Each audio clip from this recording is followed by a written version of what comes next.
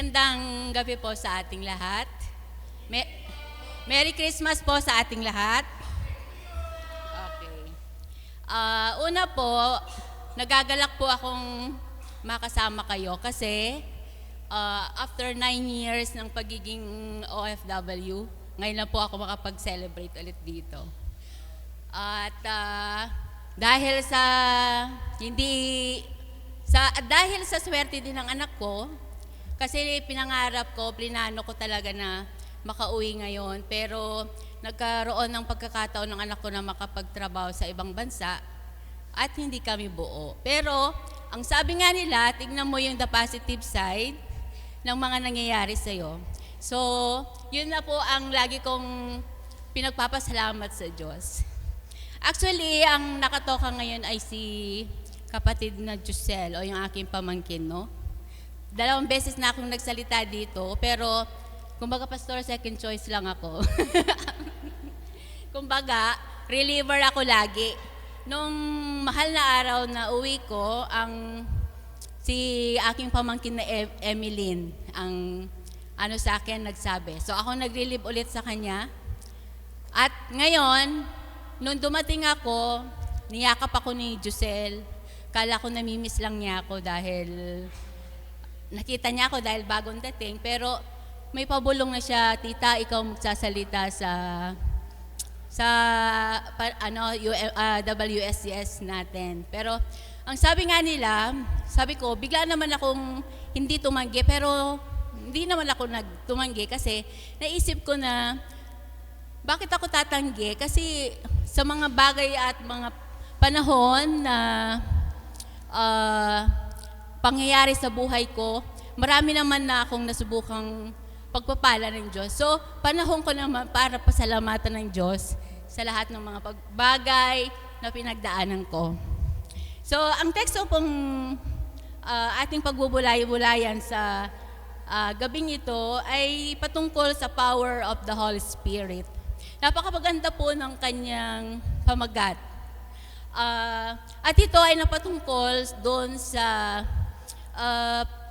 pagsisimula ng pagsabi ng anghel kay Maria na siya ay magdadalang tao.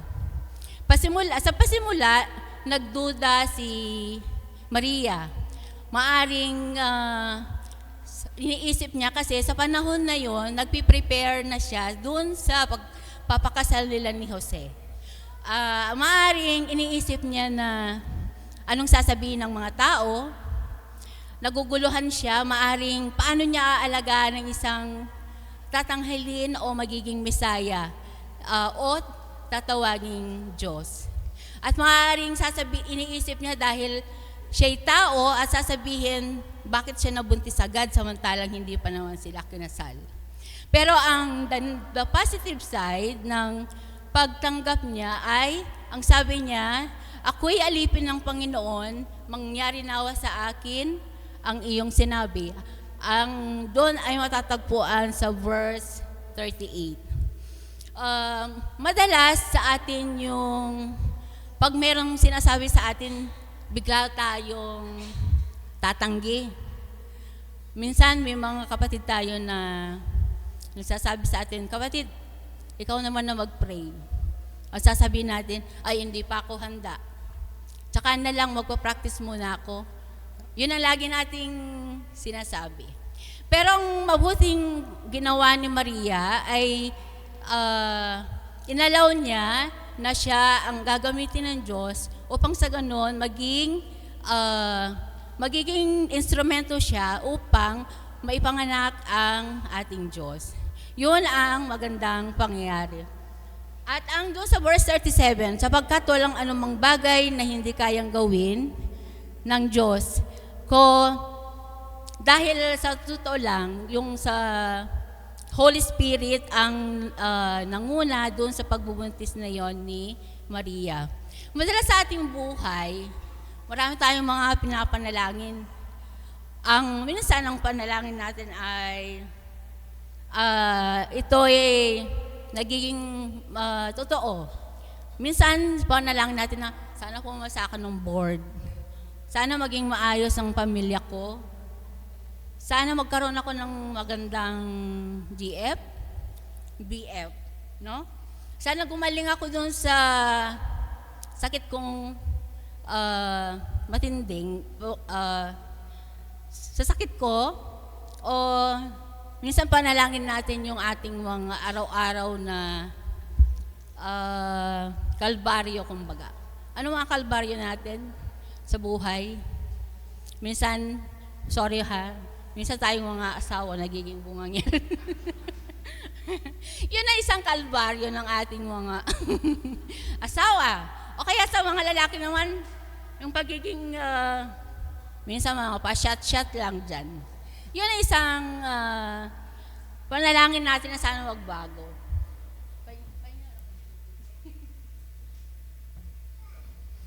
Pero, may mga bagay din naman na, pero nagkakatotoo yun, no? Pinapakinggan ng Diyos yung mga panalangin natin mga yon.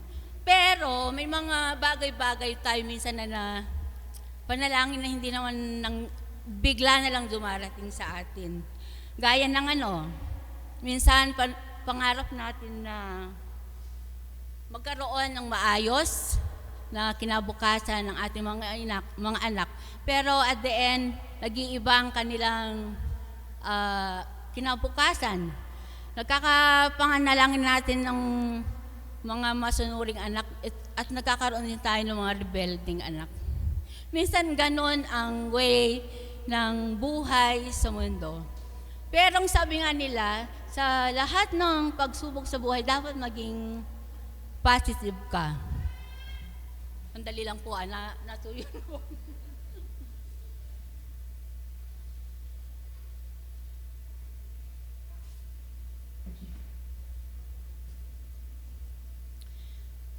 Sabi nga nila, ang pagtanggap dun sa mga panalangin o mga pagsubok sa buhay o karanasan na hindi mo naman inaasahan, dapat maging positive ka. Kung hindi mo mabago yung mga karanasan na naranasan mo, ibahin mo yung ugali mo.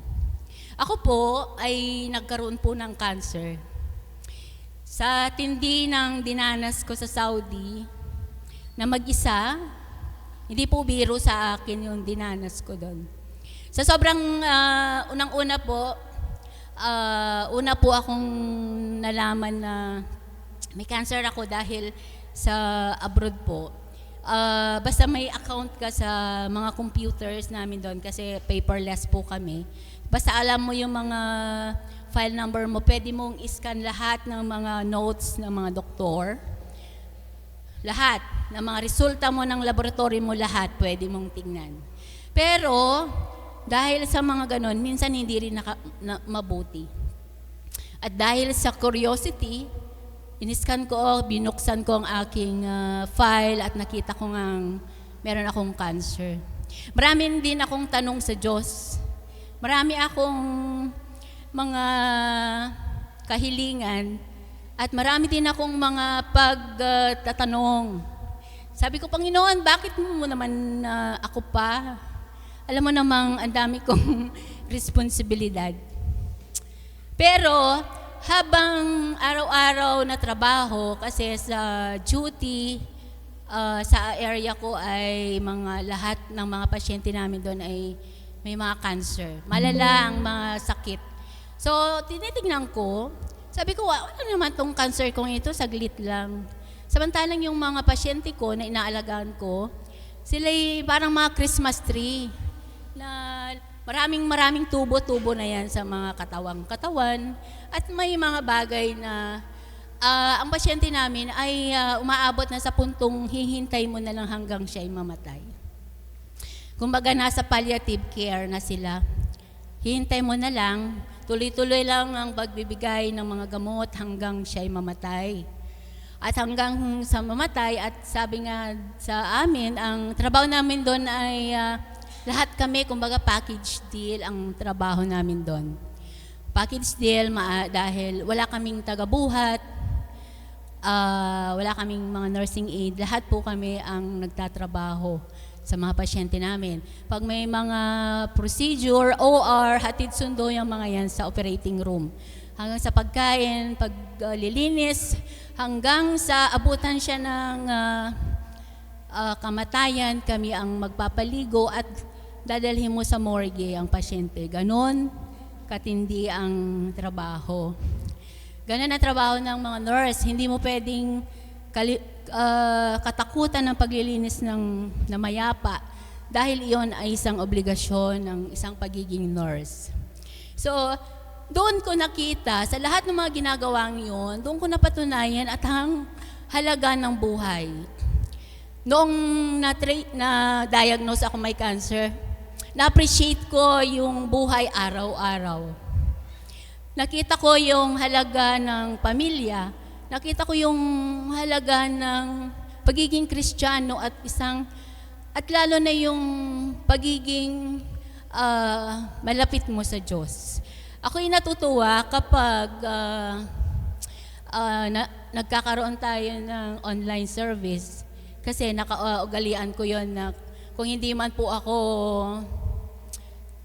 nakapanood doon sa online dahil gawa ng duty namin, nanonood po ako ng pagka-uwi.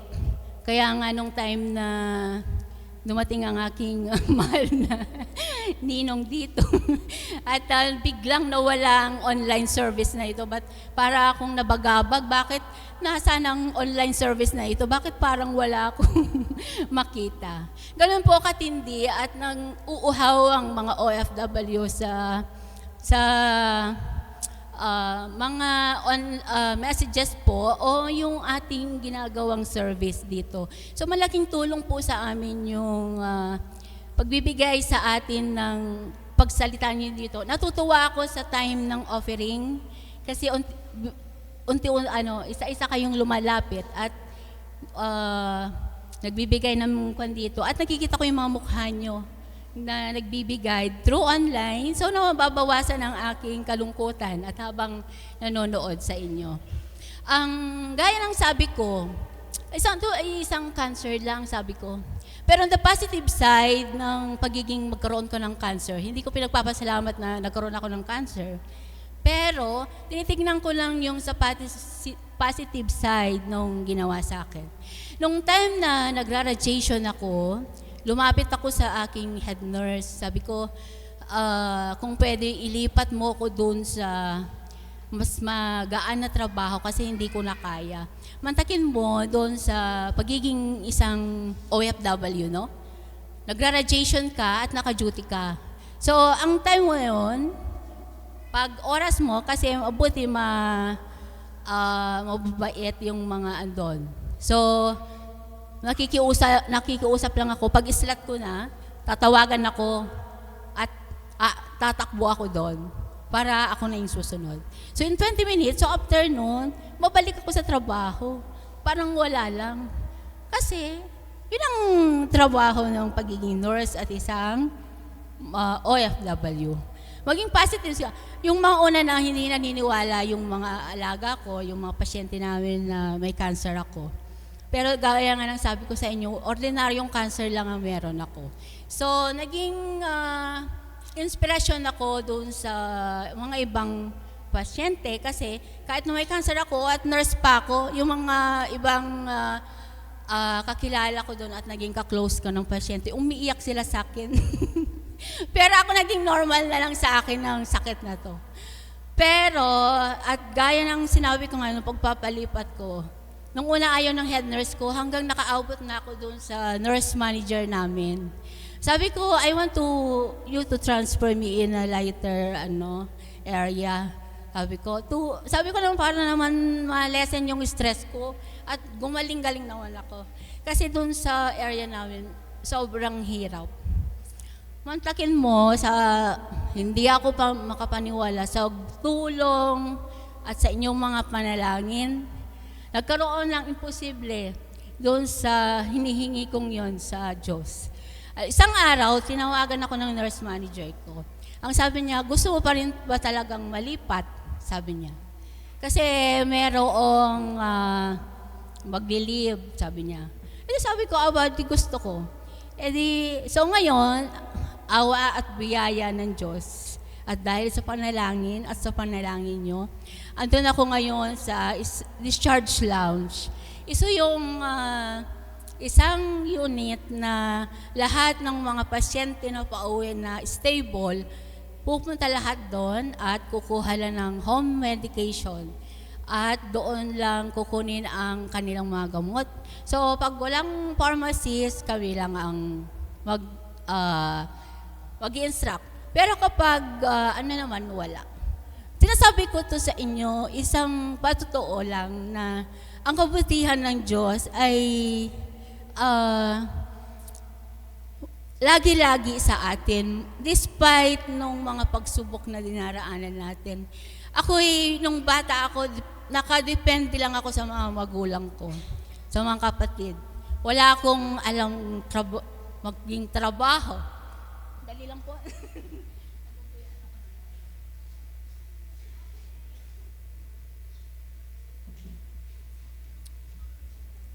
So, sa pagsubok minsan, uhubugin ka. Gagawin kang maging matatag. At sa tulong ng inyong mga panalangin, ng mga, sa amin, mga OFW, nakakaraos kami. At pasalamat ko talaga na kasama kayo lagi sa panalangin ng aking paggaling. Sa ngayon, hindi ko pa sigurado kung ako'y cancer-free na. Sa susunod na taon, ako'y dadaan ulit sa rescreening kung mayroon pang mga cancer cells sa katawan ko. Pero ako'y nagtitiwala at nananampalataya na ibibigay ng Diyos yun sa akin. At kung hindi man,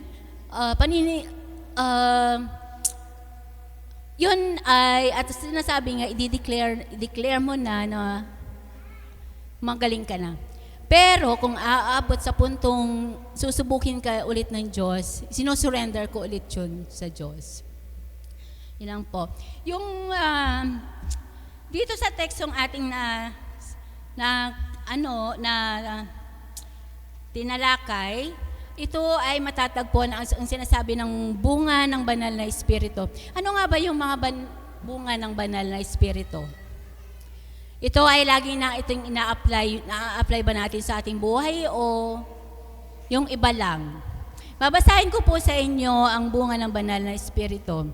Ito ay pag-ibig, kagalakan, kapayapaan, pagtitiyaga, kabaitan, kabutihan, katapatan, kahinahunan at pagpipigil sa sarili. Sana ang magamit natin ito sa ating pang-araw-araw na buhay. Para sa ganon, magiging maayos ang ating buhay. Hindi yung mahirap ang magulong buhay. Sa nakaraang mga buwan, naging balisa tayong lahat. Pero ang gusto ko ang Paskong ito yung panahon ng pasasalamat sa Diyos. Ito yung ginawa ito dun sa, ang Christmas actually ito ay yung fulfillment of God promise. Na ito siya ang gagawin na magtutubos sa ating mga kasalanan. Kaya pasasalamat tayo sa Diyos na siyang ating laging matatakbuhan sa oras ng kagipitan, sa ating mga problema, sa mga pagsubok na matitindi. Sana ngayong Pasko, maibsan ang ating lahat ng nararamdaman sa ating mga sarili. At sana lahat ng mga may karamdaman ay patuloy o gumaling na lahat. Yung ating mga pagkakataon na hindi nagkakaintindihan, ito yung panahon na tayo ay magkasundo. At sana ipanalangin natin ang bawat isa na maging maayos ang buhay, maging instrumento tayo, bagamat tayo dumaranas ng pagsubok, dapat maging instrumento tayo sa kanino man na nangangailangan ng tulong. Maging inspirasyon tayo dun sa mga, maging daan tayo na dun sa mga tao na naliligaw ng landas. Hindi ako banal. Pero dahil sa pagsubok na aking naranasan, ako'y natutong laging magpasalamat. Kasi hindi mo alam kung hanggang kailan na lang ang buhay mo dito sa mundo. Maging inspirasyon ka, maging handa sa lahat-lahat ng tatahakin mo sa buhay. Hindi yung lagi na lang tayong biglang nalulumo doon sa mga pagsubok na ating naranasan. Sana itong Paskong ito, magkaroon tayo ng magandang karanasan. At bago magbagong taon, maranasan natin ang pag-ibig ng Diyos. Magkaroon tayo ng kapayapaan sa ating buhay. Nagpapasalamat ko yung mga pagkakataon na andyan kayo lagi sa amin. Sa panahon na yung asawa ko sa panahon na may cancer ako, halos kung pwede nga lang pumunta sa Saudi para tulungan ako. Pero sabi ko, kakayanin ko ito kasi may mga kasama naman akong mababait na ginagawa ng Diyos, na ginagamit ng Diyos para tulungan kami o tulungan ako sa mga panahon na ako'y nang hihina. Pero sa ngayon, sa tindi, nang naranasan ko, pakiramdam ko matibay na ako. Matibay dahil sa awa ng Diyos at matibay dahil sa pag-ibig na pinangako niya na hindi ka pababayaan at magpakailanman. Kung abot tayo sa punto na kunin tayo ng Diyos, nasa Kanya na yon. At ang maganda lang doon ay paghandaan natin. At sana kasama tayo sa ang ating pangalan doon sa magandang lugar na na tinatawag nila itong langit. Ito ang mensahe natin sa ngayong gabi at sana i-celebrate natin ang Christmas ng may pasasalamat sa Diyos. Ialay natin lahat sa Kanyang ating mga alalahanin. Huwag na tayong masyadong mag-isip ng mga kung ano-ano. Alisin natin ang galit sa ating puso. Magkaroon tayo ng pagkakataon na mag-reflect sa araw-araw nating buhay. Sa pangalan ng Ama, Anak, at ng Espiritu Santo. Amen.